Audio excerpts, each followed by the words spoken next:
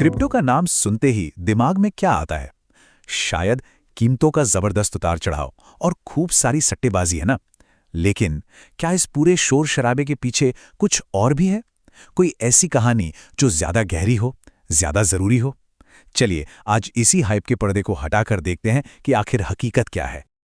तो सवाल यही उठता है कि क्या क्रिप्टो सिर्फ कीमतों का एक रोमांचक खेल बनकर रह जाएगा, या फिर पर्दे के पीछे वाकई एक ऐसी शांत क्रांति चल रही है जो हमारी पूरी फाइनेंशियल दुनिया को हमेशा के लिए बदल कर रख देगी।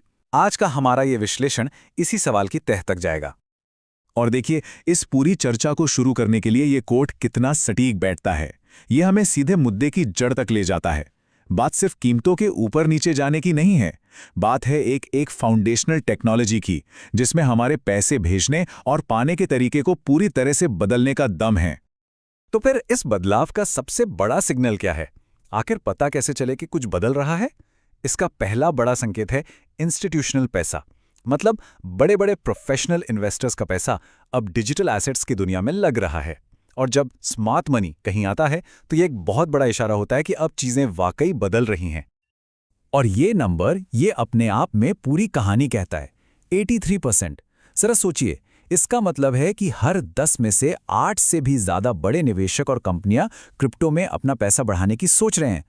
तो ये अब कोई शौकिया चीज नहीं रही, ये एक सीरियस फाइनेंशियल स्ट्रैटेजी बन चुकी है।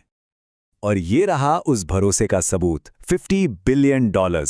ये रकम टॉप 10 बिटकॉइन ETFs में आई है। ETF मतलब एक्सचेंज ट्रेडेड फंड्स, जो स्टॉक मार्केट के जरिए बिटकॉइन में निवेश करना आसान बना देते हैं। और मजे की बात यह है कि इस रकम ने अमेरिका के इतिहास में किसी भी दूसरे ETF क्लास के पहले साल के रिकॉर्ड को तोड़ दिया है। मतलब साफ है, बड़े खिलाड़ी अब इस गेम में पूरी तरह से आ चुके हैं। ठीक है, तो ये तो समझ आ गया कि बड़े बड़े इंस्टीट्यूशंस इंटरेस्ट ले रहे हैं, पर सवाल यह है कि वो इसका इस्तेमाल कर कैसे रहे हैं। सबसे सीधा और प्रैक्टिकल जवाब है पेमेंट्स के लिए, और यहीं पर एंट्री होती है स्टेबल कॉइन्स की। तो ये स्टेबल कॉइन्स हैं क्या? दरअसल ये क्रिप्टो की सबसे बड़ी प्रॉब्लम का सॉल्यूशन है। कौन सी प्रॉब्लम? वही कीमतों का जबरदस्त उतार चढ़ाव। स्टेबल कॉइन्स की वैल्यू अमेरिकी डॉलर जैसी किसी स्टेबल एसेट से जुड़ी होती है, इसीलिए इनकी कीमत स्थिर रहती है, और इसी वजह से ये बिजनेस के लिए परफेक्ट है। एक तरह से कह सकते हैं ये इंटरनेट के जमाने का डिजिटल कैश है। अब जरा इस तुलना पर नजर डालिए, ये सच में आंखें खोल देने वाली है। देखिए, पुराने तरीकों से विदेश पैसा भेजने में लगते हैं 3 से 5 दिन, और ब्लॉकचेन से 3 मिनट से भी कम। खर्चा भी 7% से घटकर 2% या उससे भी कम हो जाता है। और सबसे बड़ी बात, ये सिस्टम 24 घंटे 7 दिन काम करता है, कोई छुट्टी नहीं। ये बैंकिंग की दुनिया के लिए एक गेम चेंजर है। और मार्केट इस बदलाव को हाथों हाथ ले रहा है। बस ये देखिए, सिर्फ 5 साल के अंदर स्टेबल कॉइन की सप्लाई $5 बिलियन से बढ़कर $305 बिलियन तक पहुंच गई है। ये जो जबरदस्त ग्रोथ है ना, ये साफ साफ दिखाती है कि मार्केट का भरोसा इस टेक्नोलॉजी पर कितनी तेजी से बढ़ा है। तो सवाल है, ये असल में काम कैसे करता है? चलिए इसे स्टेबल कॉइन सैंडविच के उदाहरण से समझते हैं। मान लीजिए भारत की एक कंपनी को मैक्सिको में किसी को पेमेंट करनी है, तो वो कंपनी डॉलर जमा करती है, प्लेटफॉर्म उसे फौरन स्टेबल कॉइन में बदल देता है। वो स्टेबल कॉइन मिनटों में मैक्सिको पहुंच जाता है, और वहां उस सप्लायर को तुरंत लोकल करेंसी यानी मैक्सिकन पैसों में पेमेंट मिल जाती है।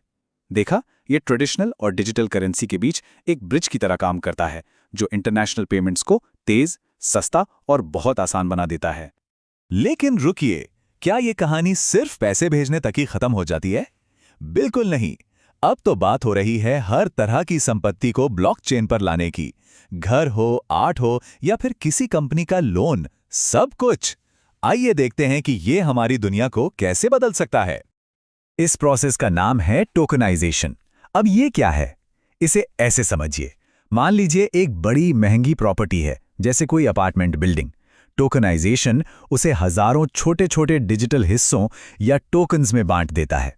इसका फायदा ये कि अब कोई भी उस बिल्डिंग का एक छोटा सा हिस्सा खरीद सकता है। ये उन चीजों में भी इन्वेस्टमेंट को आसान बना देता है जिन्हें पहले खरीदना बेचना बहुत मुश्किल था। और हां, ये कोई भविष्य की कहानी नहीं है, ये अभी हो रहा है। ये चार्ट देखिए, प्राइवेट क्रेडिट और सरकारी बॉन्ड्स जैसी असली दुनिया की चीजें पहले से ही टोकनाइज हो रही हैं। और ये तो बस शुरुआत है इस बात की कि भविष्य में हम प्रॉपर्टी को कैसे देखेंगे और कैसे उसकी खरीद फरोख्त करेंगे। और NFTs की बात करें तो जो शायद क्रिप्टो की दुनिया के सबसे चर्चित या कहें तो सबसे विवादास्पद हिस्से रहे हैं, वो भी अब मैच्योर हो रहे हैं। अब वो सिर्फ डिजिटल आर्ट या कलेक्टिबल्स नहीं रह गए, बल्कि उनका इस्तेमाल अब प्रैक्टिकल चीज़ों के लिए हो रहा है, जैसे एक्सक्लूसिव मेंबरशिप कार्ड्स या डिजिटल पासपोर्ट। ये भी एक और इशारा है कि टेक्नोलॉजी अब सीरियस हो रही है। तो अभी तक हमने बात की पैसे और प्रॉपर्टी की, लेकिन क्या ब्लॉकचेन की असली ताकत इससे भी कहीं ज्यादा है? चलिए अब जरा ये देखते हैं कि ये हमारे सबसे जरूरी और प्राइवेट डेटा को कैसे महफूज रख सकता है। ये देखिए, ये एक मेडिकल जर्नल का कवर है और ये एक बहुत ही पावरफुल सवाल खड़ा करता है।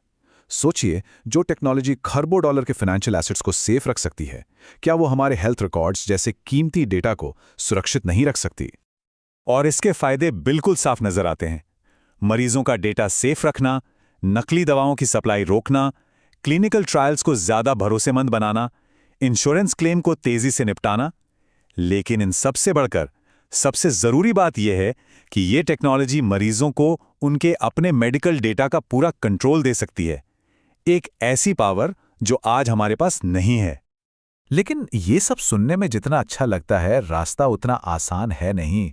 इस टेक्नोलॉजी को मेन स्ट्रीम में आने से पहले अभी भी कुछ बड़ी रुकावटों को पार करना होगा। सबसे बड़ी रुकावट वो है रेगुलेटरी अनसर्टेनिटी, यानी नियमों का साफ न होना। दुनिया भर में नियम अलग अलग हैं और वो लगातार बदल भी रहे हैं। ये कंपनियों के लिए एक बहुत बड़ा सिरदर्द है। इसके अलावा पुरानी टेक्नोलॉजी के साथ इसे जोड़ने का खर्चा, कुछ नेटवर्क्स की स्पीड की दिक्कतें और इसकी टेक्निकल कॉम्प्लेक्सिटी, ये सब भी बड़ी चुनौतियां हैं। और ये जो रेगुलेशन की चुनौती है, ये सिर्फ कहने की बात नहीं है। ये देखिए, ये इंडियन बजट का एक असली हिस्सा है। ये दिखाता है कि सरकारें अब इस स्पेस को कितनी गंभीरता से ले रही हैं। किसका सीधा सा मतलब है कि भारत में अब क्रिप्टो एसेट्स से होने वाले ट्रांजैक्शंस की जानकारी देना जरूरी हो जाएगा।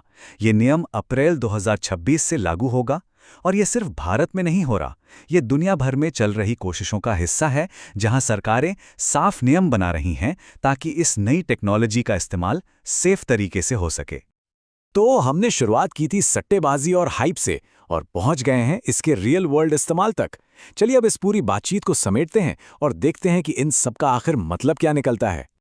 तो संक्षेप में देखें तो क्रिप्टो का सफर कहां से कहां पहुंच गया है। स्पेक्युलेटिव बेट्स और कलेक्टिबल से शुरू होकर अब ये बिजनेस के लिए इंस्टेंट ग्लोबल पेमेंट्स का जरिया बन गया है। रियल एस्टेट जैसी चीजों को टोकनाइज कर रहा है और यहां तक कि हमारे हेल्थ डेटा को भी सिक्योर कर रहा है। ये कोई छोटा मोटा बदलाव नहीं है, ये एक बहुत बड़ा ट्रांसफॉर्मेशन है। और आखिर में एक सवाल, एक सोचने वाली बात। अगर ये टेक्नोलॉजी भविष्य में इतनी आम हो जाए जितनी आज इंटरनेट है, मतलब हमारी डिजिटल दुनिया की एक अदृश्य लेकिन जरूरी पाइपलाइन, तो क्या तब भी हम इसे क्रिप्टो बुलाएंगे, या फिर ये पैसे और डेटा के लेन देन का बस एक नया, बेहतर और नॉर्मल तरीका बन जाएगा? सोचिएगा जरूर।